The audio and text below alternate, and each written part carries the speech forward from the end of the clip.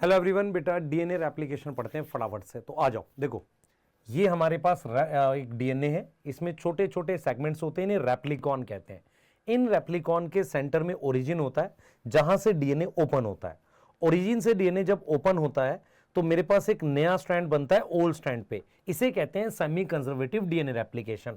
और ये दोनों डायरेक्शन में होती है डीएनए रेप्लिकेशन, इसलिए बाय डायरेक्शनल होती है। अब आ जाते हैं एंजाइम्स के बारे में पढ़ेंगे। तो डीएनए पॉलीमरेज मेन एंजाइम है, वो 5 से 3 डायरेक्शन में डीएनए सिंथेसिस करता है और उसको एक आरएनए प्राइमर की जरूरत होती है जिसके 3' एंड को बढ़ाता है। तो सबसे पहले हम क्या करते हैं, हेलिकेज की मदद से डीएनए को खोलते हैं। एसएसबी इसको खुला हुआ रखती है और topoisomerase negative supercoiling decrease करती है। अब हम क्या करते हैं, डीएनए रेप्लिकेशन एक पार्ट में पढ़ते हैं, इसे कहते हैं रेप्लिकेशन फॉर्क। प्राइमेज नाम का एंजाइम आरएनए का प्राइमर बनाता है। ये रहा आरएनए का प्राइमर। इस वाले स्ट्रैंड पर 5 से डैश इधर बनेगा और इस स्ट्रैंड पर यहां बनेगा। डीएनए पॉलीमरेज ये डीएनए को बनाकर 3' एंड से आगे बढ़ाता है।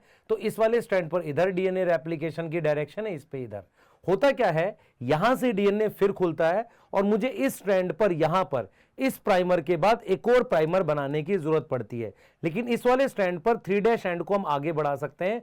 तो यहां पर चलती है कंटीन्यूअस डीएनए सिंथेसिस और यहां पर बार बार प्राइमर बनाने की वजह से चलती है डिसकंटीन्यूअस डीएनए सिंथेसिस। इसे लैगिंग कहते हैं, इसे लीडिंग स्ट्रैंड कहते हैं। फिर हम क्या करते हैं, ये प्राइमर हटा देते हैं और मेरे पास सिर्फ डीएनए के फ्रेगमेंट रह जाते हैं जिन्हें हम ओकाजाकी फ्रेगमेंट कहते हैं। क्या कहते हैं, ओकाजाकी फ्रेगमेंट।